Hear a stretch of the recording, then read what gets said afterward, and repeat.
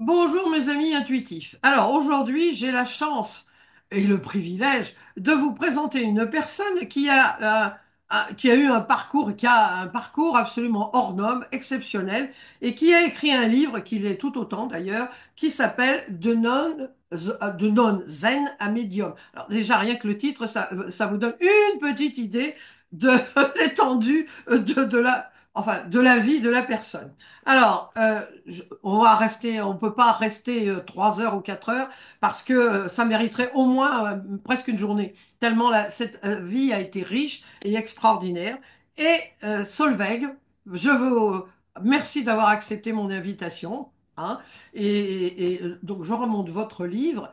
Et alors, la première question que je pose toujours, c'est pourquoi avoir écrit ce livre?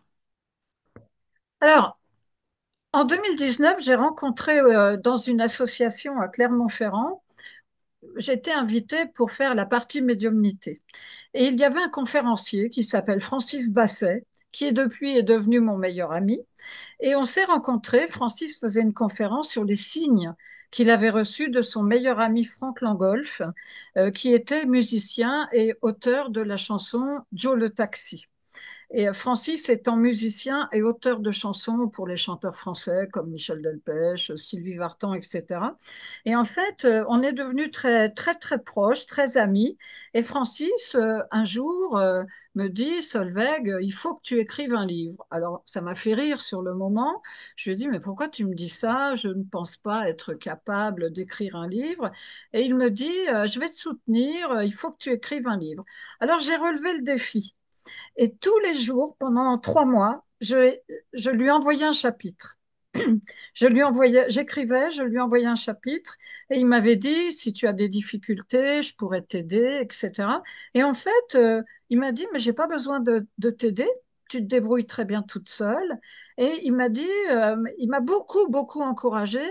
Et c'est assez étrange, l'écriture de ce livre s'est faite absolument d'une manière très fluide. Et c'est comme si ça me tombait de là-haut, quoi. C'est difficile de dire, mais tous les jours, je me mettais devant l'ordinateur et ça coulait tout seul. Alors c'est parti comme ça. Voilà. Et je me suis dit, bah, je vais relever le défi. Et puis, vous avez fait un livre vraiment qui se lit très... Alors, c'est une autobiographie, hein, voilà, Oui, c'est votre livre. ouais. Moi, ce que j'ai particulièrement aimé, on va en parler, parce que vous voyez, hein, je l'ai relu, votre livre. C'est rare que je lise 2 fois les livres, mais là, je l'ai relu.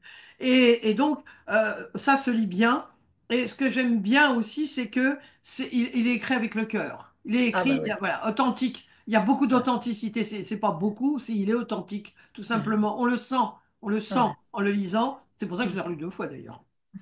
Alors, Solveig, quand j'ai préparé mon interview, ça fait plusieurs jours, je dis, mais comment je vais présenter cette vie hors norme? On peut dire Ouais, quand même que c'était une vie hors norme. Alors, je suis arrivé à la conclusion, j'ai horreur de mettre les gens ouais, bah, bien sûr. tiroirs parce que Mm. voilà, c'est pas du tout mon caractère. Mais je me suis dit, quand on voit la vie jusqu'à maintenant, hein, qui n'est pas finie, bien sûr, j'ai dit, voilà, alors Solveig, c'est une aventureuse. Vous êtes d'accord avec moi? Hein? Une Oui, aventureuse. oui, Hein, alors, pas aventurière, hein, attention, on n'est pas du non. tout. C'est une aventureuse qui n'a pas peur de l'aventure. Après, j'ai dit, mais il y a alors, bon, passionnée, Mhm. hein, bon, Ah passionnée, oui, on va en parler aussi, résiliente, parce que bon, votre vie n'a quand même pas été un long fleuve tranquille. c'est Et clair. puis, je me suis dit aussi, qu'est-ce qui manque? Ah bah oui, c'est toutes ces rencontres que vous avez faites Ouais. qui ont marqué vraiment comme un petit pousset. Il y a eu des rencontres qui ont Exactement. Complètement. bouleversé votre Ouais, vie. Hein? ouais, Est-ce que exactement. c'est... Alors, ce ne sont pas des tiroirs, mais bon, ça donne une petite orientation parce que le livre est tellement riche en détails, votre vie a été tellement rock'n'roll Oui, pendant un moment donné. Voilà.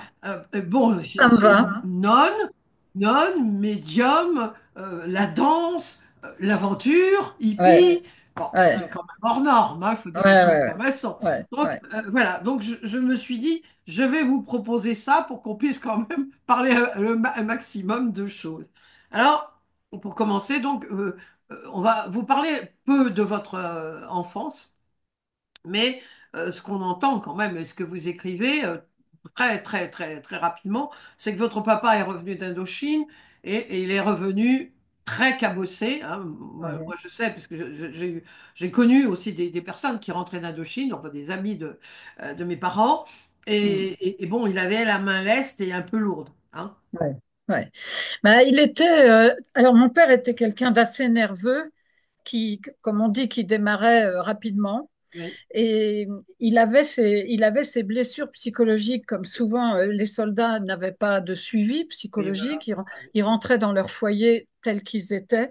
Et en fait, maman m'expliquait que quand elle bougeait la nuit dans le lit, il l'attrapait, il lui serrait le cou, et au début en tout cas, et il cherchait instinctivement sa mitraillette sous l'oreiller. Donc c'est vraiment des troubles traumatiques. Oui, bien sûr. Et avec nous, on était on était ma sœur aînée et moi, et très curieusement, bah, il se mettait en colère régulièrement. Mes parents ne s'entendaient pas, donc il y avait déjà une ambiance assez particulière à la maison. Et surtout, fallait pas le mettre en colère parce qu'il gérait pas sa colère. Et quand il faisait des bêtises, moi j'étais assez casse-cou en fait, un peu garçon manqué quand j'étais enfant. Donc je faisais beaucoup de bêtises et il me tombait dessus facilement, mais très violent, hein, une grande, grande violence. Moi, ça m'a marqué pendant des années. Il a Bien fallu sûr. vraiment que je fasse un travail psychanalytique pour Oui. arriver à supporter que quelqu'un, ne serait-ce que quelqu'un, marche derrière moi dans la rue. Ça, Je oui, me bah, sentais en danger. Si quelqu'un marchait derrière moi dans la rue, j'avais l'impression qu'il allait me frapper.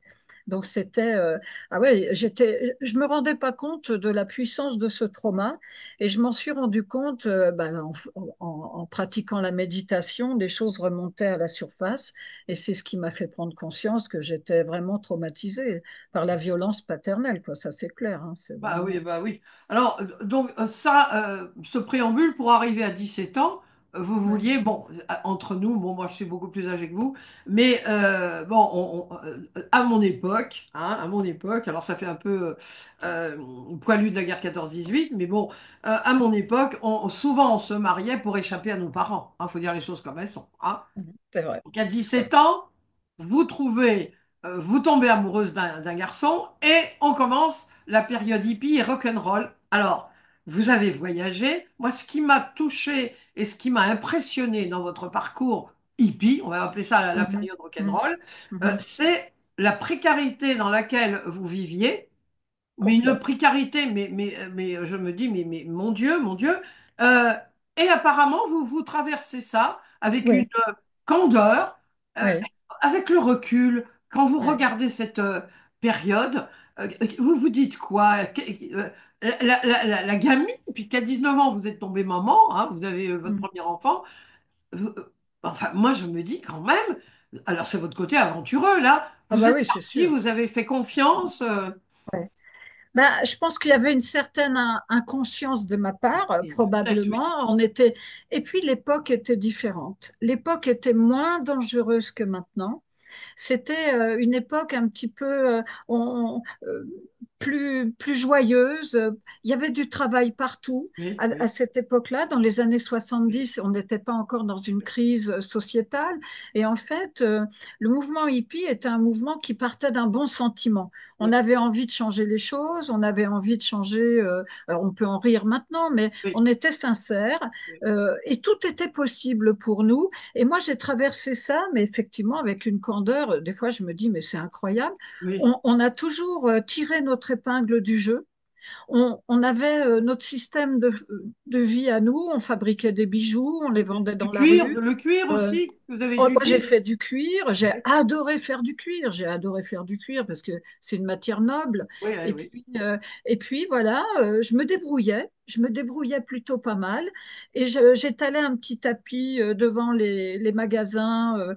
C'était interdit, évidemment, Oui. on n'avait pas le droit, on n'avait pas de permis de vente. Et puis comme ça, la vie se déroulait comme ça.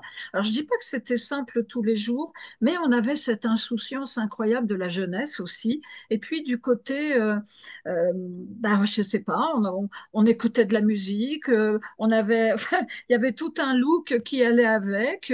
On avait une sorte d'esprit communautaire aussi. Oui. On s'entraidait aussi les uns avec les autres. Contrairement à ce qu'on a beaucoup dit, les hippies ne se droguaient pas tous, c'est pas vrai. Bah non, bien Bon, sûr. voilà, ça c'est aussi les légendes urbaines sur les hippies. Mais moi, j'étais pas du tout droguée, j'ai jamais touché à ça. Et en fait, il y avait une recherche aussi spirituelle à l'époque, malgré tout. On avait envie de changer notre. On n'avait pas envie de ressembler à nos parents. On avait envie d'inventer un autre système. Alors, avec ses limites, c'est sûr, avec ses failles également, mais on a le mérite d'avoir essayé. Je me Voilà, dis, c'est ça, tout à fait. on a essayé de changer le monde, enfin pas changer le monde, mais de changer notre vision à nous. On ne voulait pas avoir un patron, par exemple, on ne Oui. voulait pas avoir des horaires fixes. Enfin, on avait envie de révolutionner tout ça comme quand on est gamin à 20 ans, quoi. Et puis, mais l'époque nous a permis de le faire. Alors on était regardé de travers, hein, faut pas croire. Bon, Oui.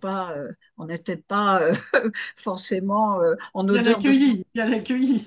on n'était pas toujours bien accueillis, mais en fait, on a souvent rencontré des gens qui nous ont tendu la main, qui nous ont hébergés, qui trouvaient qu'on était sympa, que quand on voyageait comme ça dans le bus Volkswagen, on avait tout l'attirail de l'époque, hein, on avait un bus, et puis on faisait des rencontres avec des gens formidables qui trouvaient qu'il y avait un côté envieux par rapport à ce qu'on vivait, parce que eux-mêmes n'auraient pas eu ce courage peut-être de le faire. Euh, Aventureux, ce côté Aventureux, quoi. aventureux, oui. Et c'est vrai qu'avec le recul, moi, je ne renie rien. Je ne renie absolument pas ce passé-là, parce que c'est grâce à ce passé que petit à petit, je suis arrivée là où je suis aujourd'hui. Bien Donc, sûr. à aucun moment, je renierai ça. J'ai rencontré des gens incroyables. C'est ça, oui, c'est ça, oui.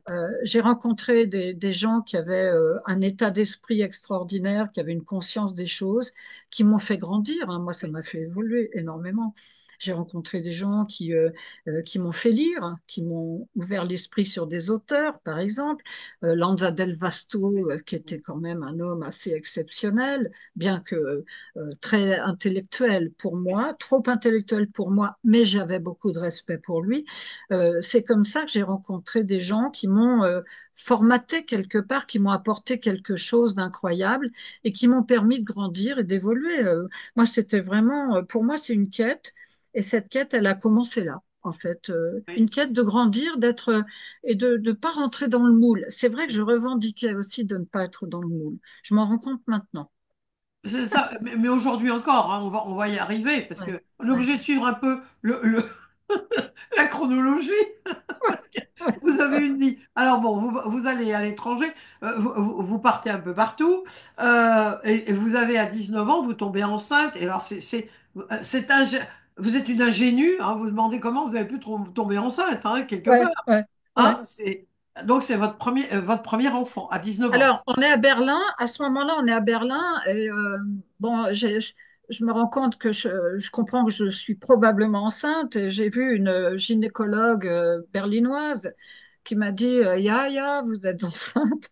Et puis, très bien, madame. Bon, je suis enceinte. Je trouvais ça formidable d'être enceinte. Pour moi, c'est quelque chose de naturel. Oui. Et j'ai vu un médecin qui m'a dit, oui, vous êtes enceinte. Et celui que j'ai vu après, c'était pour accoucher. Pendant 9 mois, je n'ai eu aucun suivi de grossesse, puisque on faisait la route, Ah on oui. se promenait en stop, etc. Et puis, finalement, je suis arrivée. Le hasard de la vie fait qu'on est arrivé à Bordeaux, on est rentré en France. Et puis, bah, je suis allée à l'hôpital accoucher et je peux vous dire que j'ai pris une engueulade par le gynécologue qui m'a mis une engueulade monstrueuse parce qu'il ne comprenait pas d'où j'arrivais et pourquoi j'avais pas de suivi, j'avais pas de dossier et ils n'avaient jamais entendu parler d'une histoire comme ça.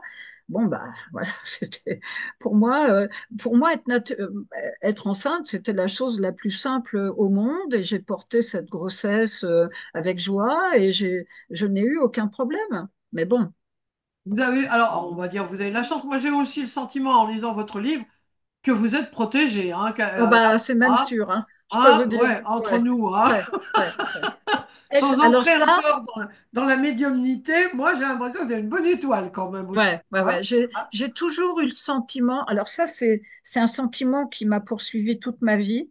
À partir du moment où j'ai quitté ma famille, où j'ai entamé cette vie d'errance un peu, j'ai toujours eu le sentiment que quelqu'un là-haut adoucissait les choses et m'empêchait de tomber totalement. Il y a toujours eu une main qui me repêchait.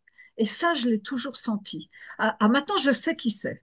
Bon, J'ai découvert qui c'était. Mais à l'époque, pas du bah tout. oui, bon, voilà, Voilà. vous ne À saviez pas. l'époque, euh, à l'époque, je peux vous donner une idée. Si j'avais 10 centimes qui me restaient dans le porte-monnaie et que je ne savais pas comment j'allais pouvoir acheter à manger pour mes enfants ou simplement pour finir le mois, le lendemain ou quelques heures après, arrivait quelque chose qui m'amenait de l'argent. Oui, C'est c'est fou, c'est incroyable. Oui, c'est c'est incroyable. vraiment, oui, oui. Mais vraiment, il y avait une arrivée d'argent totalement inattendue, où on me proposait quelque chose qui allait me faire gagner de l'argent, hop, ça repartait. Ça Et ça a repartait. toujours été comme ça pendant des années et des années. C'est Oui, incroyable. donc vous avez une bonne étoile, on peut dire. Ouais, ouais, Hein, on ouais, peut dire. ouais, c'est vrai. Alors, vous vous retrouvez à 19 ans avec un enfant, retour de couche, Deuxième, rebelote un autre ouais, enfant. direct, direct. Mon premier bébé avait 3 mois et je retombe enceinte. Et là, la question se pose. La question se pose, évidemment. Toute la famille la famille fait une sorte de conseil et dit, c'est marrant parce que j'étais encore mineure, bien que mariée, Oui, mais j'avais pas 21 ans à l'époque. Et tout le monde me dit, c'est de la folie, tu peux pas garder ce bébé, etc. Et à l'époque, évidemment, l'avortement est clandestin, c'est interdit. Et je me retrouve en Belgique chez un médecin quelqu'un du MLF oui. m'a envoyé cette adresse. Alors tout ça se fait sous le manteau et on se retrouve à Bruxelles dans le cabinet d'un médecin. Je me rappelle sa maison, il y avait des gravats partout, elle était en travaux. On se demandait où on arrivait, quoi. Et je me suis retrouvée à deux doigts de faire cet avortement. Et quelque part en moi, je me disais non, tu dois garder cet enfant. Et le médecin était un homme très bien. Oh, Il a oui, oui, vu, oui. il a compris tout de Oui, suite oui. que je voulais ce bébé. Et il m'a dit, comme on parle à une petite fille, hein, il m'a dit, venez, je vais vous faire un chocolat chaud. Oui, c'est ça, ah, c'est C'est extraordinaire. Oui, extraordinaire, quoi. oui, oui. Et il me fait un chocolat chaud, il y avait mon mari à côté de moi, et il nous parle comme à des enfants. Il nous parle comme à ses propres enfants, et Vous on est étiez reparti. des enfants. Mais on était des enfants et on est reparti avec un sourire aux lèvres et on est revenu à Paris. On a dit on garde le bébé. Alors tout le monde hurlait, mais on a gardé notre bébé, Donc, qui c'est est vos un deux fils. premiers enfants. Mon Dieu, ce fils que j'aime tellement. Ouais, Deux ouais. enfants. Donc, ça, Deux enfants, deux voilà, on garçons. en est à Ouais, 20 ans, deux ouais, enfants. deux enfants. Hein. Ouais, Donc voilà. Alors, ouais, deux enfants, voilà. Alors, toujours la précarité. Vous arrivez toujours à trouver des gens qui vous hébergent ou un ouais, appartement où c'est pas cher. Alors, on ne dit pas ouais. du squat parce qu'à l'époque, c'était pas Non, des on dit pas squats. ça. Non, Hein. c'est pas du Ça squat. Non, n'existait pas. Hein. non, non, non. C'était pas du tout ça. Hein. Non, c'est pas du tout cet état d'esprit, Non, absolument du pas. tout, du tout. Mais bon, on continue à bouger avec nos enfants, mais très vite, on se rend compte que ça va pas être possible de Ah oui, continuer à bouger avec deux petits, c'est absolument impossible. Et on est ce qu'on appelle des sans domicile fixe, en oui, fait. On est basé, l'adresse officielle, c'est chez nos parents. Mais oui, en même temps, nous, on est considérés avec mépris, il faut bien oui, dire les choses, oui, parce que nous sommes des sans domicile fixe. Donc, on comprend qu'il y a une urgence quand même, au bout d'un certain temps, qu'il va falloir se poser quelque part. Et on choisit Strasbourg parce que, en fait, mon mari connaît cette ville. Moi, je connais pas du tout. Et mon mari connaît cette ville et me dit, Strasbourg, c'est une ville formidable. Et on va aller s'installer à Strasbourg. Et c'est comme ça qu'on est arrivé à Strasbourg, en fait. oui. Grâce Et aux petits. et voilà, voilà. Grâce aux On s'est petits. installé là parce que je le dis dans le livre, il faut bien trouver un endroit. Et on décide que ce sera Strasbourg. Et donc, on est avec un ami américain à l'époque, qui Oui, nous sert de chauffeur parce que nous, on n'a pas le permis. Et cet ami américain doit rentrer aux États-Unis. Et donc, avant de rentrer, son dernier acte pour nous, c'est de nous poser à Strasbourg. Et oui. on s'est, voilà, il nous a laissés à Strasbourg et il est rentré aux États-Unis. Ouais. Alors là, donc là, les deux bébés, on est à Strasbourg, mais il arrive un petit souci, c'est que le mari, il disparaît. Alors là, il y a quelque chose d'absolument extraordinaire Ouais. dans le livre. C'est Eliette, hein, je crois que c'est le nom. Eliott, ouais. Vous Ouais. découvrez, grâce à votre intuition, à l'époque, on n'appelait pas ça Ouais. vous n'appeliez C'est pas ça la ça, médiumnité, c'est mais ça. bon, vous entendez le nom d'Eliette, et donc vous allez vous allez trouver votre mari, enfin, qui est encore votre mari, et vous lui renvoyez toutes ses affaires. C'est lui qui vous ouvre la porte. Ça, Oui, c'est ça. c'est absolument. Donc, vous lui donnez ses affaires, mais vous vous retrouvez seul avec vos deux enfants. Absolument. Ouais. Hein, Ouais. toujours dans la précarité, Ah bah, etc. ouais. Donc voilà. Alors, est-ce que c'est à ce moment-là, parce que c'est à quel moment vous avez eu le, alors je dirais pas un déclic parce que ça c'est pas le mot, mais alors une rencontre qui va compter énormément. Vous rencontrez quelqu'un qui vous invite au dojo, c'est ça? Ouais, c'est Alors, ça. expliquez-nous comment ce lien, c'est alors le lien de la rencontre, mais qu'est-ce qui vous a plu et c'est quoi, hein, parce que Ok. j'ai quand même hein, bien Ouais, étudié, ouais. c'est quoi le bouddhisme, la différence entre le bouddhisme, la méditation zen et zazen. Ça, voilà, je voudrais que vous nous expliquiez donc la rencontre, pourquoi vous avez eu cette passion finalement, hein, Ouais. ça a été, et c'est quelque chose aussi qui vous a ouvert l'esprit, mais qui vous a peut-être sauvé aussi. Bah, bien sûr, bah, Hein. évidemment, ça m'a complètement transformée. Alors, à Strasbourg, je me retrouve donc seule avec mes deux enfants. Je fabrique du cuir à l'époque et je fréquente un restaurant macrobiotique végétarien qui s'appelle La Source. Alors, pour l'anecdote, ce restaurant est tenu à l'époque par Cookie Dingler, ce fameux chanteur qui a écrit, qui a chanté Femme libérée. À l'époque, ils sont un peu, c'est un esprit communautaire aussi. Ils sont plusieurs à tenir ce resto. Et moi, c'est mon système de nourriture à l'époque. Je mange végétarien, etc. Et de temps en temps, je vais à la source manger un bol de riz complet. Et il y a plein de gens et plein de moines zen là-bas. Il y a plein de moines zen. Et puis, on sympathise et je sympathise avec le dirigeant de ce dojo qui s'appelle Jean Babi. Et Jean, bah, il comprend tout de suite que je suis un peu paumée, il comprend que je suis triste, que je suis toute seule avec mes enfants, et il va avec une grande gentillesse, une grande empathie. Il va me parler et il va me voir régulièrement, puis comme ça, l'air de rien, me dire, tu sais, tu devrais venir au dojo, ça te ferait du bien. Puis moi, bon, le dojo zen, je savais ce que c'était le zen, mais sans plus, hein. Et je lui dis toujours, oui, j'irai, oui, oui, j'irai. Puis alors j'envoie une copine y aller à ma place finalement. Je- J'envoie une copine, je lui dis, bah tu sais, il y a un dojo zen, tu devrais y aller. Bon, elle est Ah, mais moi, j'y vais toujours pas. C'est ça qui est drôle. Et cette femme que j'ai envoyée est devenue une grande nonne, en plus, en quelqu'un plus. d'assez exceptionnel. Bon. Et je finis par y aller. Et j'arrive dans un endroit très zen, évidemment. C'est très épuré. Le zen japonais, c'est très, très épuré. Et je me souviens des rideaux. Il y avait des rideaux transparents, un peu vert d'eau, qui dégageaient une sorte de calme et de sérénité. Je pense que j'ai fait zazen à cause des rideaux. Ça doit être ça. Et en fait, je suis arrivée dans cet appartement transformé en dojo où il y avait une sorte de grande sérénité. Je me suis retrouvée assise. En fait, le zazen, ça veut dire la pratique assise. Ah, Donc, d'accord. c'est le za, c'est asseoir. Ah, Donc, d'accord. zazen, c'est on s'assoit pour la méditation zen. Voilà. D'accord. Donc, c'est la même chose. Le zazen, c'est juste s'asseoir et méditer avec la respiration. Et donc, moi, étant donné que j'avais une scoliose à l'époque, la posture ne ment pas. Je me suis retrouvée assise, c'est une posture qui n'est pas facile à prendre au début parce que elle demande ça demande une certaine volonté au départ. Et puis petit à petit, le corps s'habitue. Et ensuite, presque le corps vous le réclame, quoi. Mais au D'accord. début, la toute première fois, la posture est fatigante. La posture me faisait mal au dos, j'avais mal aux genoux. Et je me disais, oh mon Dieu, qu'est-ce que je fais là? C'est trop dur, je vais jamais y arriver. Et puis, on est censé calmer son mental, mais quand vous avez mal de Ah partout, oui. vous calmez rien du tout au Ah début. non. Donc, il faut vraiment beaucoup d'amitié autour de vous pour Vous bah continuez, pour finalement y continuer. retourner quoi. Ouais, Et donc au début j'y allais plus, j'y allais, j'y allais plus.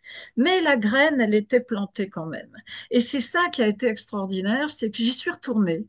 Et puis à force d'y retourner, mon esprit a changé parce que la pratique du corps change automatiquement l'esprit. C'est inconsciemment, hein, ça se oui, fait oui, inconsciemment.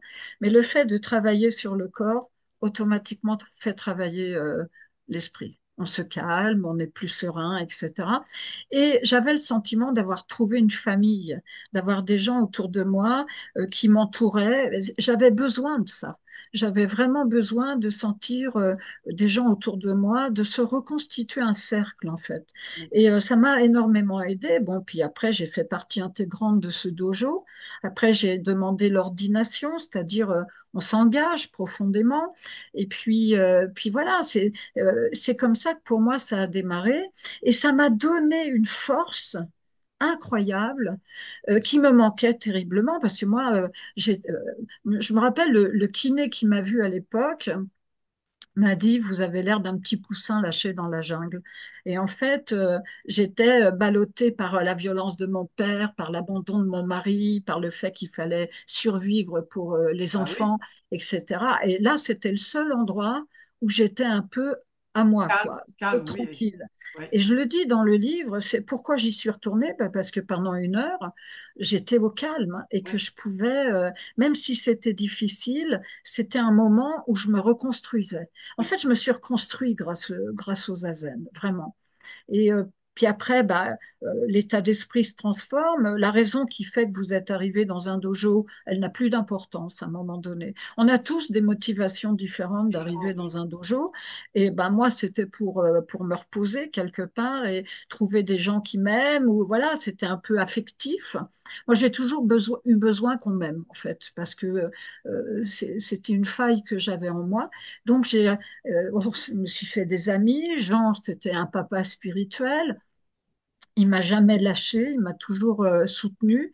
Et en fait, ma vie s'est transformée, mais sans que je m'en rende compte. C'est drôle, parce qu'en fait, c'est l'inconscient qui travaille. Ouais. Et petit à petit, au fil des années, vous vous rendez compte que ah bah d'un seul coup, j'ai moins d'angoisse. Ah bah ça va mieux. Je suis moins flippée sur l'avenir. C'est plutôt ici et maintenant. Et j'ai senti une espèce de force en moi qui me porte encore. Hein. Il vous porte encore, oui, bien sûr. Moi, l'enseignement que j'ai reçu, ça fait quand même longtemps que je ne fais plus zazen parce que les choses ont changé, que Deshimaru n'est plus de ce monde. Et quand vous suivez un être aussi fort que Deshimaru, bah, vous n'allez pas forcément suivre son successeur. Voilà, c'est comme ça. Mais l'enseignement que j'ai reçu, il est là et il m'aide dans ma vie de médium.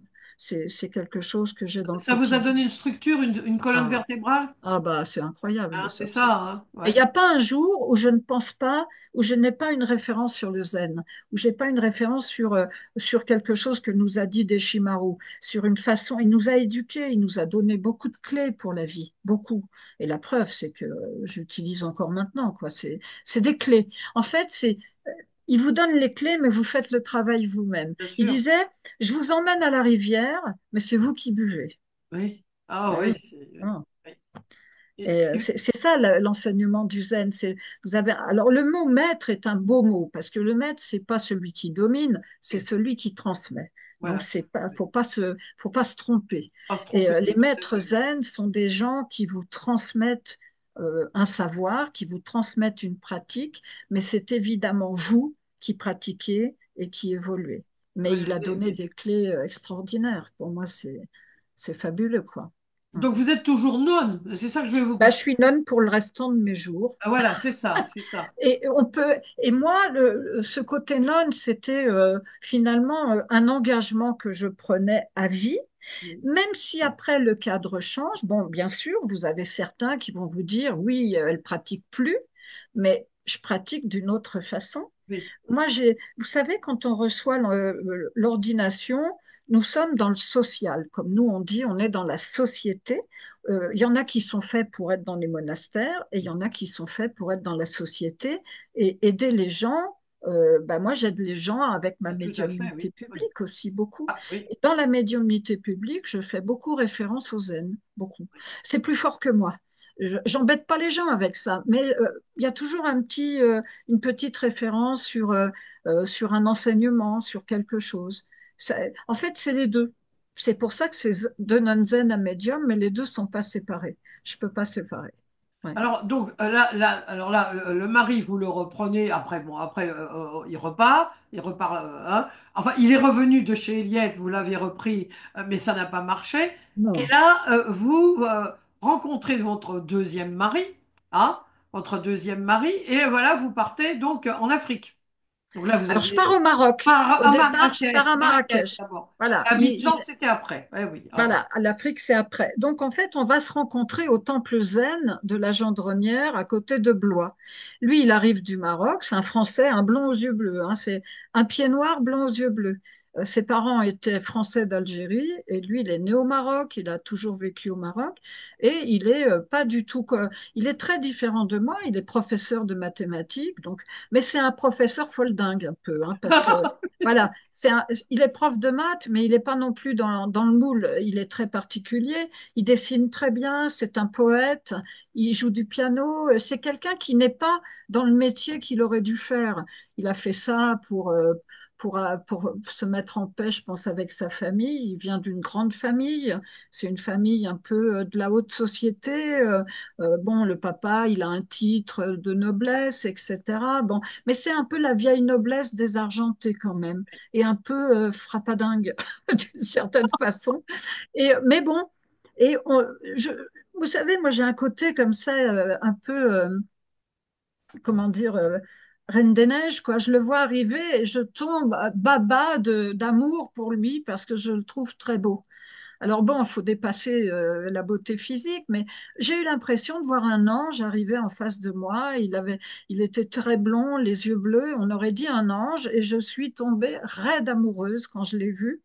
Et en principe, il faut que ça marche, quoi, parce que il m'a pas forcément repéré non plus au premier coup d'œil, alors que moi, oui, Oui, ça oui, c'est oui. sûr. Et j'ai tout fait pour qu'il me voie, parce que je l'aimais. Alors, je me mettais toujours en face de lui, il ne pouvait pas me rater. Et finalement, il a fini par me voir. Et puis, quelque chose a fini par se passer entre nous. Et, euh, et il a dit, si tu veux qu'on vive ensemble, tu dois venir au Maroc. Parce que, voilà, je ne peux pas venir en France, moi. Je ne connais pas la France, en fait. Il n'avait jamais vécu en France. Alors, je suis rentrée à la maison et je me suis dit, oh mon Dieu, qu'est-ce que je dois faire? Et j'ai mis 3 jours à La décider. passion, la passion. Voilà. Et au bout de 3 jours, j'ai vendu tout ce que je possédais, c'est-à-dire pas grand-chose, mais suffisamment pour financer le voyage. J'ai demandé à mes enfants. C'était évidemment la première des choses. Est-ce que vous êtes d'accord qu'on parte vivre au Maroc? Oui, oui, oui, oui, bon, évidemment. Et donc on est parti. Voilà, on est parti. C'est complètement délirant. C'est votre C'est côté aventureux encore. Voilà, on est parti. Direct, on a fait Villefranche-de-Rouergue, Marrakech, sans anesthésie, j'ai envie de dire. C'est-à-dire, on y va, et ça, c'est le côté zen aussi. On n'y va pas à l'économie, quoi. On y va et on verra bien ce qui se passe. Alors, évidemment, là, j'avais 30 ans et j'y vais. Et je me dis, bah, on verra. Bon, et on a vu. On a vu. Et on a vu. Voilà. Bon, je vous laisse découvrir dans le livre. Il y a beaucoup de choses à découvrir, hein. Donc, vous avez eu votre troisième enfant. Oui, alors là, on a quitté le Maroc, on a fait quelques années au Maroc, enfin pour moi en tout cas, lui il y était depuis 30 ans, et puis Hassan II, à cette époque, pour des raisons politiques, a arrêté la coopération avec la France. Donc nous, mon mari était en coopération, il travaillait pour l'éducation nationale, donc on a eu l'obligation de quitter le Maroc. Partir, Et oui. on s'est retrouvés, il était muté en France en tant que prof, et là, j'ai senti que ce serait catastrophique. Et on a fait des pieds et des mains pour retrouver une coopération, et on s'est retrouvé à Abidjan, en Côte d'Ivoire. Et là, ça changeait totalement de climat, c'était autre chose, hein, vraiment très humide, un climat très difficile à supporter. Et puis on s'est retrouvé en Côte d'Ivoire, bon, pourquoi pas, après tout. Et on a fait notre vie pendant 2 ans en Côte d'Ivoire. Et là, j'ai eu la chance inouïe de tomber enceinte. Et c'était pas gagné à l'avance parce que J'étais assez souffrante sous ce climat. J'avais assez peu de chances de tomber enceinte et je suis tombée enceinte, ce qui pour moi était un miracle en fait. Et donc, j'ai eu une fille avec mon second mari. Voilà. Alors, oh, alors là, on n'a pas parlé de la passion de votre vie, c'est la danse. Alors, la passion, c'est On n'a la pas danse parlé de la depuis l'âge danse de depuis toute 4 ans. petite, que vous étiez folle, Ouais. folle de joie, rien que penser à danser. Malheureusement, il n'y a pas eu, bon, on est peu de temps après la guerre, hein, quand même, hein. On oublie un peu que 20 ans, on dit les 30 glorieuses, mais c'était pas comme aujourd'hui, hein, il n'y avait pas, Non, voilà. non. Et donc, bon, bah, malheureusement, vos parents n'avaient pas les moyens de vous offrir des cours de danse. Mais alors, ce que j'ai trouvé extraordinaire, il y a beaucoup de similitudes entre votre parcours et le mien. Moi, le mien un peu moins rock'n'roll quand même, hein. Un peu moins. Mais quand même, un peu quand même aussi. Mais c'est que à un moment donné, vous allez à l'ANPE et vous Ouais, demandez une formation vous avez une formation en danse. Alors, on ouais, vous offre enfin, l'ANPE. absolument. Si- Vous avez trouvé donc les rencontres, hein, votre C'est vie est ça, c'est les rencontres. jalonnée, on en a Ouais, parlé, ouais. mais cette rencontre-là, c'était vraiment Mm. extraordinaire parce que Oui, c'est à partir de ce moment-là que vous allez pouvoir devenir professeur de danse. absolument. Alors, je suis au chômage à l'époque parce que j'avais J'avais appris à taper à la machine quand j'étais en lycée technique, comme on dit. Bon, j'avais fait une année, hein. Mais je trouvais que c'était sympa de taper à la machine et j'étais plutôt douée pour ça. Donc, ça me sauvait toujours la mise. Quand, de temps en temps, je faisais de l'intérim. Il n'y avait pas encore les ordis à l'époque. Ah Ça fait un oui, peu ah bah oui. Mathusalem, mais c'est vrai. Oui. Donc, il y avait encore les grosses machines à écrire IBM avec les boules. Et moi, je tapais très vite. C'était ma spécialité. Et donc, je trouvais du boulot facilement Là, je suis à Strasbourg. Mais à un moment donné, je dois subir une opération chirurgicale. J'ai un problème dans le ventre, on m'opère et je perds mon boulot, je me retrouve au chômage.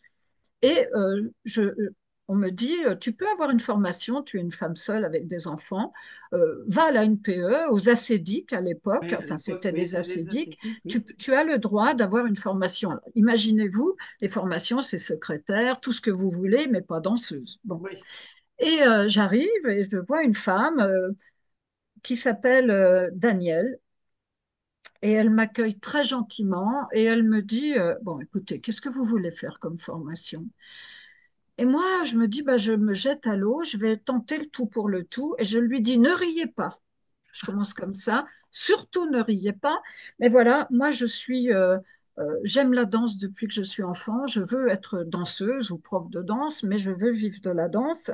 Et est-ce que vous pourriez m'aider? Est-ce que vous pourriez me trouver une formation pour dans une école de danse? J'avais 28 ans.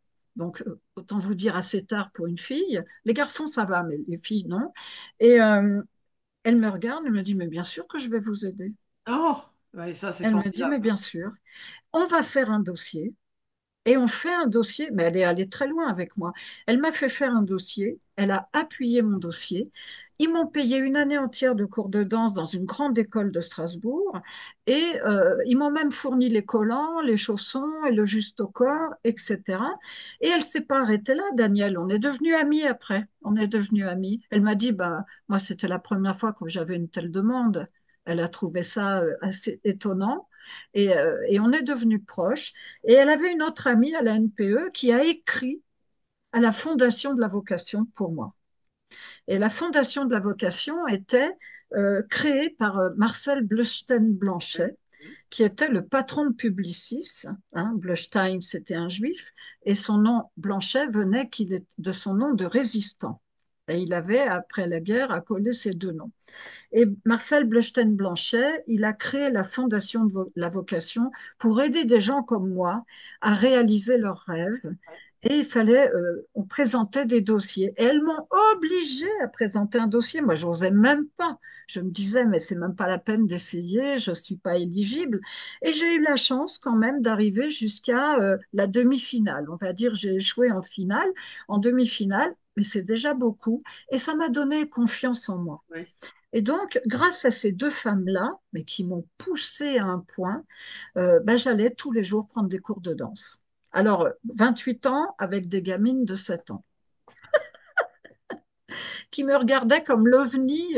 Oui, Se sûrement, demandaient ce oui, que bien j'allais sûr. faire là, quoi. Mais il fallait commencer aux bases, à la Ah oui. base. Et donc, je l'ai fait. Et puis après, ça s'enchaîne. J'ai trouvé une compagnie de danse qui m'a engagée comme stagiaire. Et c'est comme ça que ça a démarré. Mais ça, je n'aurais pas été capable de faire ça si j'avais pas eu le zen. Ah oui, le zen vous a vraiment ouvert les portes finalement à beaucoup de Parce choses. que, oui, parce que une des choses extraordinaires de l'enseignement du zen, c'est la non-peur. C'est la Ah oui. non-peur. C'est la base de la pratique. Et Deshimaru nous donnait des missions impossibles à faire. Alors ça, c'est extraordinaire. Il adorait donner aux moines et aux nonnes des missions soi-disant impossibles pour nous enlever la peur d'agir. Et je vous donne un exemple. Vous allez voir, c'est très drôle. À une époque, ils faisaient des camps d'été pour la pratique à Val d'Isère, dans les Alpes. Et puis, il en avait assez parce que les avions de l'armée passaient tout le temps au-dessus. Pendant les heures de méditation, il y avait un camp de l'armée, probablement une base aérienne pas loin, et les pilotes passaient au-dessus de là où les moines faisaient la méditation. Et Deshimaru appelle deux moines et dit, bon, ça suffit, vous allez aller trouver le général et vous allez lui dire que ça fait trop de bruit pendant la méditation. Il faut qu'il fasse passer les avions à un autre horaire. Vous imaginez la tête des deux moines pour aller trouver le général en disant excusez-nous, vous faites trop de bruit avec vos avions. Nous, on est des moines, on fait de la méditation. Il ne faut pas passer à 15 heures, quoi. Donc les gars, ils y vont parce qu'ils peuvent pas reculer. Ils sont reçus par le général et le général dit oui, vous avez raison, on va passer à un autre horaire. Voilà, ça c'est la méthode d'Eshimaru. On n'a pas Ça, c'est peur. formidable. Ça, c'est Et formidable. ça, il nous a enseigné cette non-peur. C'est la base du bouddhisme zen, c'est la non-peur. Et ce qui fait que moi, j'y suis allée.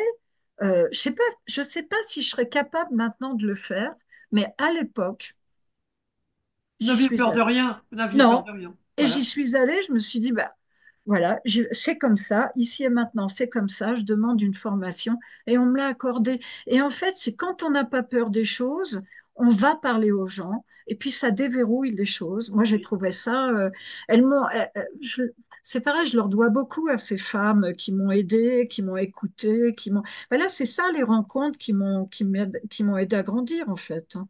Ah ouais, Oui, oui, mais tout le monde, justement, tout le monde rencontre, on rencontre tout le temps des gens, hein, voilà. ouais, Il y a des rencontres, on les laisse passer. c'est vrai. On ne saisit pas. Et ça, c'est important. Ouais, Je vois souvent, j'ai vu ouais, dans ma pratique ou professionnelle ou moi personnellement, ouais, saisir la chance grâce à une ouais, rencontre. c'est vrai. Ça, il y en a qui passent complètement à côté et après C'est vrai, c'est vrai. disent, oh, moi, j'ai pas eu de chance dans ma vie. Et puis, on Non, commence à parler. ouais. Mais vous avez trouvé cette personne. Pourquoi ah oui, mais. Ah oui, Eh mais. ben, ce Ah qui nous oui, retient, ce sont nos peurs. Et la oui, non, plupart du toujours, temps, c'est que toujours. les gens n'osent pas, n'ont pas assez confiance en eux. C'est pas facile d'avoir confiance en soi. Moi, je Non, suis pas voilà. quelqu'un qui a eu beaucoup de confiance en moi pendant très longtemps, et maintenant, ça s'est amélioré. Bah, vu mon âge, et heureusement, je me dis bon, quand même, j'ai quand même réussi au moins à être un peu plus mieux dans ma peau et dans mes baskets. Mais pendant longtemps, j'avais pas confiance en moi. Et c'est là où je dis que le zen m'a donné cette force. Ah Parce oui, oui, que oui. moi, j'aimerais, tout ce que j'ai fait à partir de ce moment-là pour la danse, bah ça a été génial pour moi, quoi. J'avais pas peur, je l'ai fait. Voilà. Ouais, Et donc, ça ressemble un peu à ce qu'on dit. Ils ne savaient pas que c'était impossible, c'est pour ça qu'ils l'ont fait. C'est un peu ça, exactement. quoi, Voilà, finalement. c'est ça. Il C'est faut pas ça. se poser trop. Vous savez, plus on se pose des questions, plus l'esprit s'encombre et en fait, on finit par plus oser rien faire du Ben tout. voilà, c'est ça. On est Et des fois, il faut complètement. tracer direct. Il Ouais, faut y ouais, aller. ouais. Ouais, Donc, exactement. on va passer là. Bon, il faut quand même que. Alors, Ouais. je redonne. Voilà, hein, vous voyez bien. Donc, de non-zen à médium. Et donc là, on va arriver à. Parce qu'on peut, malheureusement, on ne peut pas rester pas trop longtemps. Mm. On arrive, bon, à un moment donné, vous rencontrez encore quelqu'un. Hein, alors, donc, vous êtes allé à Abidjan, etc., etc. Vous avez eu votre fille. Bon, ça n'a pas marché. Voilà. avec le numéro 2 parce que vous êtes marié maintenant depuis 36 ans avec Ouais. le dernier, vous en parlez, voilà, dans votre livre, mais on arrive à la médiumnité. Parce que bon, jusqu'à maintenant, moi, ce que j'ai trouvé drôle, c'est que vous avez entendu Eliette et vous avez reporté à votre mari qui a dû rester, mais alors lui, il a dû rester complètement interloqué. C'est gravé en moi. La tête qu'il a fait quand il a ouvert la Ça, je porte, me c'est doute. gravé à vie. Ah ben ça, je me doute, hein. Bon, et donc, à un moment donné, vous rencontrez, bon, vous avez des petits... votre vie est loin d'avoir été une vie, enfin, un long fleuve tranquille, et vous allez voir une voyante qui s'appelle Annie. Hein, et Annie vous annonce que vous êtes médium. Oui. Racontez-nous. Alors, je ne suis pas allée la voir. Je l'ai appelée. Oui, c'est ça. Parce qu'en fait, j'avais eu un choc émotionnel. Ma fille avait failli perdre la vie au cours de son premier accouchement. Donc, ça m'avait vraiment traumatisée énormément. Et je ne sais pas pour quelle raison, je me suis mise à pianoter sur l'ordinateur et à chercher une voyante. Bon, voilà, ça m'était jamais arrivé de ma vie. Et je tombe, première image qui arrive sur Google, c'est le nom d'Annie avec son numéro de portable. Je téléphone et je me dis, mon Dieu, pourvu qu'elle décroche pas. Je voulais- J'avais envie, mais pas envie. Je ne savais Oh. pas quoi faire, quoi. Et donc, elle ne décroche pas, mais je laisse un message. Et elle me rappelle dans les 10 minutes. Et la première chose qu'elle me dit, elle me dit, oh là là, mais vous souffrez des cervicales. Et effectivement, ce jour-là, j'avais une grosse migraine, j'avais une minerve autour du cou. Et elle me dit, posez votre minerve, je vais vous soigner. Et elle se met à me soigner au téléphone. Et d'un seul coup, je n'ai plus mal. Alors ça, c'est déjà énorme. Par téléphone, comme ça. Et on se met à parler. Elle a une fille du même âge que ma fille. Enfin bref, elle me rassure. Ma grand-mère apparaît. Elle me parle de ma grand-mère. Enfin voilà. Et puis d'un seul coup, je me sens mieux quand même. Elle m'a apaisée, cette femme. Et ce qui fait que, pour la remercier, je lui ai dit, écoutez, je vais vous envoyer de la confiture et du comté. Moi, je suis dans le Jura, c'est le pays du comté. Et je lui fais un paquet avec ça. Et quelques jours après, elle me rappelle, mais pas du tout pour le comté et les confitures. Elle me rappelle en me disant, écoutez, on ne se connaît pas, mais depuis que je vous ai parlé, je suis inondée de messages pour vous. Vous êtes une médium, vous devez absolument être médium. Et je dis à mon mari, bah, ça va pas, elle est folle, quoi. Pour un peu, j'ai l'impression qu'elle est folle. Et je comprends pas ce qu'elle me dit. Et ça va durer 15 jours, hein. Pendant 15 jours, elle va m'écrire 4 messages par jour. Elle insiste. Et je vais craquer le jour où elle me parle de Lanza del Vasto, qu'elle ne connaît pas, mais elle me le décrit. Et là, je me rends compte qu'elle est en train de me décrire Lanza, et elle me dit, c'est votre guide. Et là, je me dis, ah, il y a quelque chose quand même qui se profile. Alors là, j'accepte ce qu'elle essaye de me dire depuis 15 jours. Et elle me dit, demain matin, je vous appelle et vous me parlerez de mon grand-père. Ah oui, c'est ça, oui. Et elle m'appelle, alors bon, j'étais quand même dans mes petits souliers, et le lendemain matin, elle me téléphone et elle me dit, est-ce que vous, voilà, j'aimerais parler à mon grand-père, est-ce que mon grand-père vous montre quelque chose? Et à ce moment-là, je vois un rabot passer devant mes yeux. Et je lui dis, bah, écoutez, il y a un rabot qui arrive comme ça devant mes yeux. Elle me dit, bah voilà, il était menuisier. Bon. Et qu'est-ce qui vous montre d'autre? Et c'est là où ça devient extraordinaire. Cet homme me tend une feuille blanche et je le vois, il tend cette feuille et c'est écrit sur la feuille, fier d'être français. Alors je lui dis, mais il a écrit fier d'être français. Elle me dit, bah, il vous montre sa naturalisation parce que mon grand-père était polonais. Et ça va démarrer comme ça. Et Annie me dit, on ne s'est jamais vu, hein. Elle me dit, choisissez un nom de médium. Bon, voilà, j'explique l'origine de ce nom. Et demain, je vous fais fabriquer 1000 cartes de visite. On va choisir ensemble le dessin. Voilà. Et je vous envoie des gens. Et ça démarre comme ça. Et c'était en 2008 quand même, c'est pas Oui. rien. Et je me retrouve médium et prof de danse. C'est assez curieux. Et au début, je suis quand même pas très sûre de moi en tant que médium parce que c'est le début. Et donc, je me fais je me fais des nœuds au cerveau, en fait, au début, tellement c'est peur de ne pas réussir, de ne pas apporter ce que les gens veulent. Mais très, très vite, je me positionne sur le fait de ne pas être voyante. Ça, c'est arrivé très vite. Je me suis dit, j'ai senti que moi, mon truc, c'était pas la voyance et que c'était vraiment le contact avec les défunts. Et ça, pour moi, c'est vraiment ce qui m'animait. Et je l'ai compris très vite. Donc très vite, je me suis positionnée sur ça, sur sur la médiumnité, sur le contact avec les gens, sur le fait d'apaiser les gens qui sont en souffrance, de montrer qu'il y avait une vie après la mort et que la conscience perdure, etc. Et puis après, cette médiumnité, c'est encore le cas aujourd'hui, hein, Sylviane, la médiumnité ne cesse d'évoluer et de se transformer.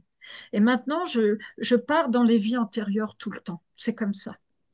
J'y vais jamais toute seule, hein. J'y vais avec le défunt de la personne qui m'emmène. C'est comme quelqu'un qui me prendrait la main et qui me dit on va aller dans les vies antérieures parce que cette personne a besoin de comprendre l'origine de son mal-être aujourd'hui ou que pourquoi elle a des choses qui ne vont pas et parce que c'est une mémoire. Et je travaille beaucoup sur les mémoires. Ça c'est une évolution de la Oui, vous médiumnité. êtes médium spirit. Alors ça veut Oui, dire c'est quoi, ça. médium spirit?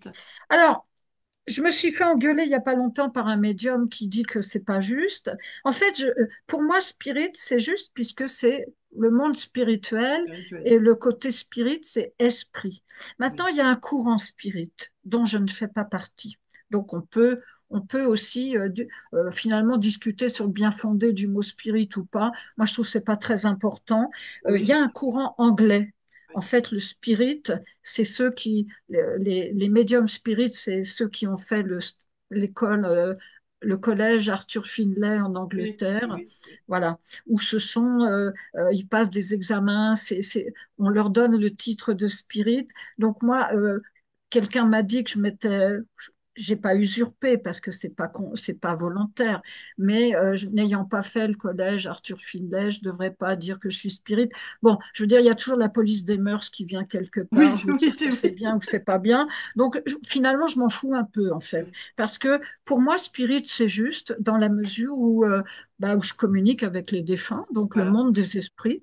Bah, moi, je trouve que c'est plutôt juste. Voilà. Bah oui, oui, tout à fait. Ouais. Bon, moi, je J'ai, posais la question parce que c'est marqué médium oui, spirit. voilà. Alors, donc ça se passe comment alors maintenant, vous donnez, vous allez beaucoup dans des associations. Hein, j'ai vu en public. Alors, ça Ouais. se passe comment? Voilà, parce que moi, j'ai Alors, jamais assisté. Alors, En je suis public, j'ai jamais invitée par assisté. des associations en tant que conférencière et médium. Moi, j'adore faire des conférences, j'adore parler aux gens. Et donc, j'ai les thèmes de mes conférences, ça peut être, j'ai une conférence sur la mémoire de l'eau, par exemple, parce que ça Oui, me passionne. J'ai une conférence sur guérir le corps et l'esprit, bien sûr. oui, J'ai des conférences comme ça j'essaye d'apporter beaucoup de diversité aux conférences. Bon, ça, c'est une chose. Et la médiumnité en public, en fait, alors c'est pareil, ça a évolué. Moi, j'ai démarré comme beaucoup de médiums. Les gens viennent poser les photos de leurs défunts sur oui, la table. Et puis là, vous prenez la photo qui vibre, en fait, oui. c'est une espèce de vibration. J'ai démarré comme ça. Et très, très rapidement, ça n'allait plus avec les photos parce que j'avais aussi les défunts qui me parlaient. Donc, je ne savais pas si celui qui me parlait avait sa photo ou pas. À un moment donné, vous faites un choix. Et donc, le choix a été vite fait. J'ai arrêté les photos. Donc, moi, ce que je fais, c'est de la médiumnité directe. J'entends. Je suis devant les gens. Alors d'abord, je les fais un peu respirer. Je fais un petit protocole de connexion, on fait un peu de respiration, quelques minutes. Et puis, le défunt arrive et se décrit. Ça se passe comme ça, tout simplement. Le défunt me dit, bah, j'étais un joueur, vous savez, j'étais un turfiste invétéré, je jouais beaucoup aux courses, ou j'adorais le tango, ou je fumais beaucoup. Ils vont donner des Des détails de indications, leur oui. vie qui vont permettre aux gens de les reconnaître. On se trompe rarement. Euh, il y a, parfois, il y a des prénoms, pas toujours. Parfois oui, parfois non. C'est assez, c'est pas gravé dans le marbre la façon dont les défunts m'approchent. Dernièrement, j'étais en Vendée, bah, il y a eu tout de suite un monsieur qui a dit je m'appelle Denis. Voilà, on a trouvé tout de suite vu qu'il a donné le prénom, mais parfois il ne donne pas le prénom. Mais par contre, ils se débrouillent toujours pour qu'on les reconnaisse. Alors, Oui, le blagueur va faire des blagues, le coléreux va me dire dépêche-toi, dépêche-toi, sinon tu vas voir, ça va barder. En fait, non, non, mais tous les cas c'est sont drôle, hein. possibles. Et, euh, et tout de suite, la personne reconnaît. C'est étonnant, quoi. Et s'il y a, par exemple, trois infirmières, il y a trois personnes dans la salle qui ont une femme de leur famille qui était infirmière et qui se présente, mais elle n'a pas donné le prénom, moi, je vais savoir. Elle va donner quelque chose en plus Une et indication supplémentaire. voilà, on va pouvoir la reconnaître. Oui. Mais parfois, alors, je fais un triomphe auprès des grands-parents, ça c'est sûr, les grands-parents là-haut m'aiment bien, et j'ai beaucoup de poilus de la garde 14. Va Oui, c'est ce que savoir, vous dites. Oui, oui, oui. je ne comprends pas pourquoi. C'est comme ça. J'ai encore eu un poilu dernièrement qui est venu en Vendée s'adresser à ses descendants, bien sûr. Oui. Et il y a énormément je pense, de poilus de la guerre 14 qui sont encore dans les champs de bataille. Je Bah ne oui, peux, oui. ben, Ça a bien été sûr, tellement atroce, faut dire. bien sûr. Ah. Et en fait, j'ai souvent entendu dire que les défunts choisissent leur médium, et je pense que c'est vrai. Euh, tous les médiums, s'il y a trois médiums dans une salle, eh ben le défunt, je vais choisir celui qu'il préfère, ou je ne sais pas comment ça se passe. Il y a une sélection finalement. Oui. Bon, bah là, quand je suis toute seule, ils me choisissent moi, c'est évident. Mais j'ai remarqué que j'avais beaucoup de poilus de la garde 14. Je l'ai Oui. remarqué. Et vous n'avez Ah pas oui. eu de famille qui soit Ben, décédée? moi, j'ai un grand-père qui a fait la guerre de 14, mais Oui. évidemment qui en est rentré bien vivant. Mais peut-être que c'est karmique. Je ne sais pas pourquoi les Oui. poilus de la guerre de 14 me choisissent moi, mais aussi parce que leur douleur, mais comment dire, de ressentir les champs de bataille. Moi, je suis allée faire une conférence à Laon, tout près du chemin des Dames. Quand je suis arrivée à la gare, j'ai vu des poilus partout. Ah, voyons, oui. Je les ai vus. Et je savais même pas que Laon était à côté du Jardin des Dames. Et le monsieur qui est venu me chercher m'a dit, ah bah, c'est normal, Solveig, on est à côté du chemin des Dames. Les champs de bataille regorgent d'âmes errantes, en fait. Oui, dame errante, c'est Ben, ça. bien sûr. Et ils ont pas tous eu la possibilité de monter. Il y en a peut-être qui savent même pas qu'ils sont morts, on ne sait pas. Et toujours est-il que l'autre jour, ce fameux poilu qui est arrivé a demandé à ses descendants de l'aider à partir quelque part, quoi. C'est des vraies missions. Alors, faut prier pour eux, faut essayer de les inviter à rejoindre cette fameuse lumière. C'est pas simple, en Oui. fait. Ouais. Mais Ouais, ouais. votre maman était médium aussi, hein? Alors moi alors c'est pareil, c'est quand même des sacrées gardeuses de secrets hein, Oui, dans c'est la ça, oui. famille parce que Ah, vraiment c'était bon, des générations aussi comme ça, hein? exactement. Ah, Donc voilà, ma mère, on parlait pas de ces choses-là. pas du tout. Et le jour où moi je découvre grâce à Annie que je suis une médium, qu'est-ce que je fais? La première chose, j'appelle ma mère. Et maman elle me dit ah ben c'est normal. Bon, elle me dit mais tu sais moi je suis médium. Et puis ma mère l'était aussi, donc ma fameuse grand-mère Yvonne. Et Yvonne, bah, moi, j'avais entendu des petites bribes quand j'étais Oui, gamine, mais j'avais jamais vraiment capté. En fait, ma grand-mère elle avait une forme de médiumnité prémonitoire. Donc, c'était jamais joyeux chez elle. Hein. Ça dépend aussi de comment sont les gens. Et ma grand-mère était plutôt du genre négatif, oui, malheureusement. Elle voyait souvent la vie du mauvais côté, on va oui, dire. Voilà, elle en avait bavé. Et donc, elle avait toujours des rêves prémonitoires sur les côtés un peu catastrophes. oui, Alors évidemment, quand elle était jeune et qu'elle annonçait des catastrophes, c'était le grand dame dans sa famille. On oui. ne voulait pas la laisser s'exprimer. Donc, elle avait fini par tout garder en elle. Elle ne disait plus rien. Donc moi, je ne savais absolument pas qu'elle était médium. Et ma mère avait une médiumnité différente aussi. Ma mère, elle voyait tous les défunts. Elle voyait sans arrêt les morts. Alors, bon, quand elle a fini sa vie, maman est morte dans un EHPAD et elle me racontait tous les gens qui traversaient sa chambre dans son EHPAD. Je lui disais, mais enfin, c'est les Champs-Élysées chez toi. Je lui disais tout le temps. Et elle voyait les défunts. Mais vraiment, elle les voyait comme on se voit, quoi. Oui. Ouais, ouais. Donc, c'était assez perturbant pour elle Ah aussi. oui, parce que dites donc, Et mais puis, euh, bah oui, voilà. vous ne les voyez pas tout le temps, parce que moi j'ai lu beaucoup de Non, livres. non. Et il y en a qui sont perturbés parce que justement, comme votre maman, il les voit tout le temps. Oui, mais moi, j'ai mis le holà très vite avec les défunts. Parce que au début, En fait, je pars du principe on doit pouvoir gérer ça. C'est ma vision à moi, hein. Moi, je ne Oui. sais pas ce que font les autres. Et dans les débuts, quand ça a démarré pour moi en 2008, bah, en fait, j'étais connectée en permanence. Donc, à un moment donné, j'allais donner un cours de danse. Oh, ça y est, je voyais un défunt. Bon, à un moment donné, il faut mettre les choses un peu en ordre. J'avais souvent des défunts dans ma voiture. Moi, je traverse la forêt pour rentrer chez moi. Dites À donc, 10 c'était heures du flippant, soir, hein? les défunts dans la voiture, non. Alors, à un moment donné, j'ai posé les conditions. C'est vrai, je l'ai dit. J'ai parlé aux défunts et j'ai dit, écoutez, vous me faites peur. Arrêtez de venir dans ma voiture à 22 heures dans la forêt. C'est pas la peine. Vous me faites peur. Le but n'est pas que vous me fassiez peur. Si vous me faites peur, je ne pourrai plus donner les messages parce que je vais couper la communication. Et donc, on a fait une sorte de contrat moral. Et moi, je coupe, en fait, j'ai une paix royale. Je suis très, euh, enfin, avec eux, ça se passe bien. Je pense qu'on peut réussir à parler aux défunts de manière à ne pas être envahi tout le temps. Oui, c'est ça, envahi. Souhaite, Oui, oui. sincèrement, Sylviane, est-ce qu'on peut être envahi du matin au soir? On n'a plus de vie. On Bah est voilà, c'est obligé. ça, oui, Voilà. oui. Donc, euh, en ce qui me concerne, hein, je dis bien en ce qui me concerne, ben, j'ai négocié. Je leur ai dit que je ne voulais pas être envahie tout le temps.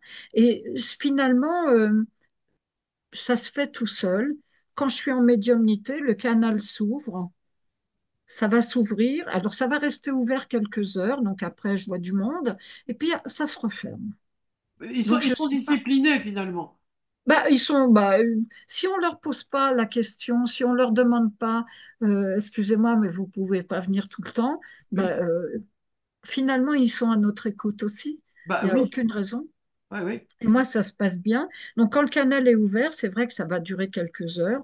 Alors, si je remonte en train, par exemple, j'ai eu une aventure dans un train là où il y avait la grand-mère d'un gars qui était assis en face de moi. Je voyais sa grand-mère debout derrière lui.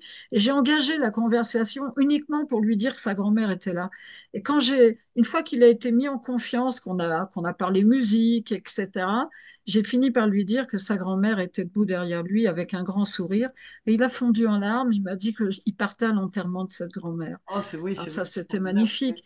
Et voilà, le canal va rester ouvert un certain temps, mais après, je ferme. Ah bah oui, Euh, sinon c'est Oh, bon, on n'est pas maso non plus, c'est pas le but. voilà, Mais absolument. non, non, non, c'est pas le but. Non, non. Alors, bon, malheureusement, ça va être bientôt l'heure de terminer. Donc, vous donnez des consultations, mais c'est important, et vous le dites dans le livre, que je remonte et que je vous conseille, hein, franchement. Rappelez-vous, hein, bon, les gens qui me connaissent et qui me suivent depuis bientôt 16 ans, c'est rare que je lise deux fois un livre, hein. Ça, ils le savent aussi. Donc, je l'ai relu et je le relirai avec plaisir parce qu'il est très, très riche. Mais alors, les gens qui viennent en consultation, vous n'êtes pas voyante. Et puis, si c'est pour demander le numéro du loto, c'est pas Non. chez vous qu'il faut. Non, c'est pas chez moi. Alors, ça ne veut pas dire que j'ai pas d'informations sur quelque chose de précis, mais ça m'est donné au cours de la médiumnité. Si un défunt a envie de donner une indication pour que la personne prenne une bonne décision, par exemple, il le fera. Mais c'est pas à ce moment-là, c'est juste un moment Un précis moment où précis, je c'est vais ça. avoir une information. Je vais dire à cette personne, bah, écoutez, là, faut pas y aller, c'est pas bon pour vous. Oui, oui. Voilà, ça, je vais pouvoir le dire. Mais pour moi, je suis avant tout une médium. Ça, Voilà. c'est clair et net. Je le revendique. Et je ne veux pas faire de voyance parce que c'est trop aléatoire, la voyance, à mon avis. Et la vie, on la construit soi-même. Tout change tout le temps en fonction de nos décisions à nous. Et puis, c'est bien aussi de pas. Qu'est-ce que ça veut dire de mâcher le travail, quoi? C'est pas le but. Oui, puis Euh, ça fiche tout à la vie en l'air, parce qu'après, on est tellement persuadé de ça, hein. non, Donc, vous, on vous peut pas. aidez des Ouais, personnes en deuil ou qui veulent avoir un contact voilà. avec des défunts. Voilà, leurs défunts. Alors ça c'est mon but principal. Et puis les défunts m'emmènent aussi vers d'autres choses. parce que c'est eux qui m'emmènent là-dedans avec les guides. Je fais beaucoup un travail sur le passé. Moi, je travaille beaucoup sur l'histoire de votre vie, en fait, sur l'histoire de l'âme qui est dans cette incarnation, on peut dire Oui, ça. Et on va chercher des clés dans le passé qui nous permettent de comprendre le présent. Alors ça, c'est passionnant. C'est le côté Hercule Poirot de la oui, médiumnité, j'ai envie de oui. dire. Voilà, je mets mon habit d'Hercule Poirot et je vais enquêter dans les vies antérieures. Et ça, c'est magique, en fait. C'est Ah oui, oui, formidable. oui, oui, ça Ah doit ouais, être. Oui, moi, ça me transcende, en fait, parce que je trouve que c'est une aide précieuse pour les gens. C'est, ah ouais, formidable. Donc voilà, les vies antérieures, comprendre les traumas et puis la médiumnité, mais tout ça est relié, en fait. Mais oui. surtout pas la voyance, quoi. Voilà, donc si vous avez perdu quelqu'un ou si vous voulez entrer en communication, étant bien entendu qu'ils viennent s'ils ont envie de Ah, venir. ça, c'est sûr. Hein? C'est pas au téléphone, Tania, je Non, voudrais parler à mon non, père. non, non, non, non. Et, On ils convoque viennent, pas. On ils ont, convoque pas voilà, les défunts. Ils viennent quand ils peuvent quand ils déjà. veulent, oui. Voilà, voilà.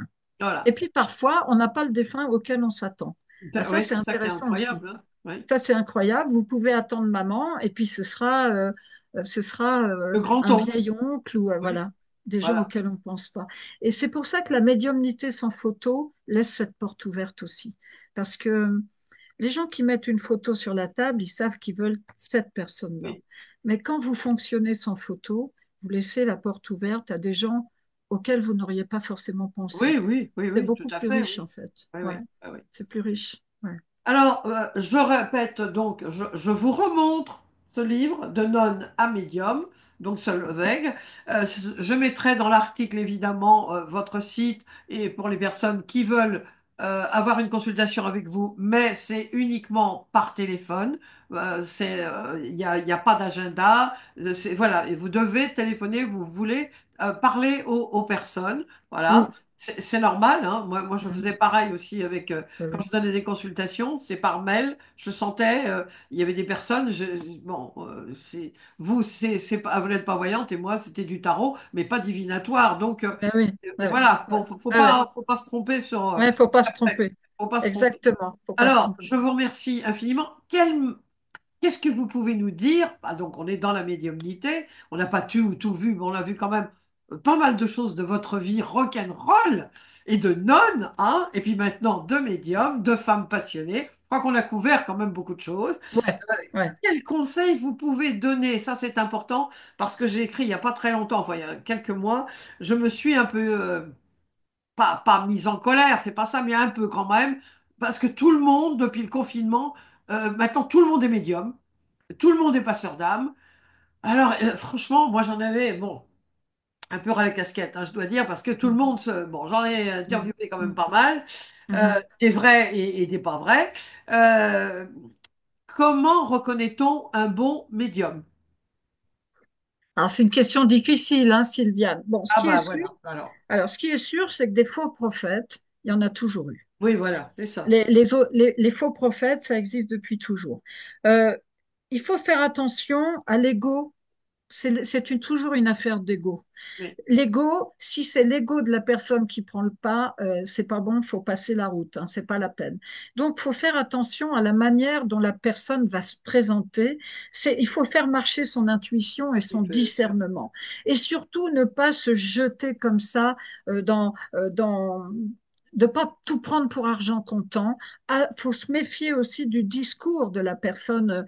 C'est vrai qu'il y a énormément de gens qui se mettent qui s'engouffrent dans oui, ce système-là, la voyance, la guidance, les passeurs d'âme. Passeurs d'âme, ça ne veut rien dire. bah oui, Pardon pour ceux qui pensent l'être, j'ai rien contre vous, mais une âme ne passera que si elle l'a décidé. Et c'est pas avec un pendule qu'on fait passer une âme. Une âme, pour passer, c'est tout un travail. Et regardez les défunts oui, dont je viens de parler de la guerre de 14, qui sont toujours sur le champ de bah oui, bataille après 120 ans. Donc ça veut bien dire qu'une âme, on ne fait pas passer une âme ouais, comme c'est ça, ça. oui. Hein, Oui, ça c'est pas vrai. L'âme, elle peut mettre très longtemps à décider d'y aller. Peut-être elle a besoin de temps, elle a besoin d'être rassurée. Passeur d'âme, c'est un peu fourre-tout. à mon oui, avis. Et moi, mon conseil, reconnaître un bon médium ou une bonne médium, c'est avant tout une question de confiance mutuelle. Moi, je dis c'est un contrat de confiance comme chez Darty. Il oui, faut se faire confiance. Non, mais c'est vrai. oui, Et oui, si, attention au discours de la personne, si c'est le grand mamamouchi qui va tout vous prédire, il faut s'en aller, évidemment. Il faut attention à l'ego de la personne que vous avez en face de vous. c'est ça, Et oui, il faut, moi, pour moi, le maître mot, c'est le discernement. Parce que vous avez des gens qui sont très en souffrance et qui sont, à un moment donné, il n'y a plus de discernement. Ils sont capables de s'engouffrer sur des bonnes paroles, oui, finalement. oui, Attention, il y a beaucoup de... Bien sûr qu'il y a des faux prophètes, bien sûr. ouais, Donc, et puis regardez aussi peut-être ce que vous en attendez. Et on ne peut pas tout attendre d'un médium parce qu'il n'est pas là pour tout donner pour donner toute solution au problème. Se dire que il y a une limite à tout ça. On ne peut pas dépenser tout son fric là-dedans non ah, plus. bien sûr, oui, Attention à ça. De ne pas devenir accro à ça. Parce que c'est. Moi, je dis aux gens 2 fois dans l'année, pour moi, pas plus. ouais. Donc, Oui, oui, oui, oui, moi, oui, c'est 2 fois dans l'année. Si quelqu'un veut 4 fois dans l'année, je dis non. ouais. Voilà, moi je ne veux pas, et d'ailleurs le contact des fins, faut pas en faire trop non plus, et faut éviter d'être accro à ces pratiques-là, parce que du coup vous vivez pas votre vie, vous vivez par personne interposée, et vous attendez, finalement vous demandez, c'est comme le médium devient votre maman alors, ou Oui, votre c'est ça, papa, oui. ça Votre va pas. béquille aussi. C'est une béquille, c'est pas Oui, la peine. Donc oui, il faut se jeter dans la bataille et se dire que c'est un support, c'est une aide ponctuelle, mais en aucun cas un chemin de vie, quoi. On ne peut pas être tout le temps dans la dépendance aux, oui. aux consultations médiumniques, c'est pas possible, quoi. Mm. Bien, écoutez, Solveig, je vous remercie infiniment. Je rappelle votre livre, hein, voilà, que vous pouvez trouver partout. Je donnerai les Cultura, Amazon, Fnac, enfin tout ça. C'est aux éditions Symbiose, hein, aux éditions Symbiose. Je vous remercie infiniment. C'était formidable, vraiment. Votre livre est formidable. Je suis très heureux d'avoir pu vous Merci. interviewer et de faire passer votre message. Merci Sylviane, avec plaisir, avec grand plaisir. Merci beaucoup, merci, À très sincèrement. bientôt, j'espère. Merci.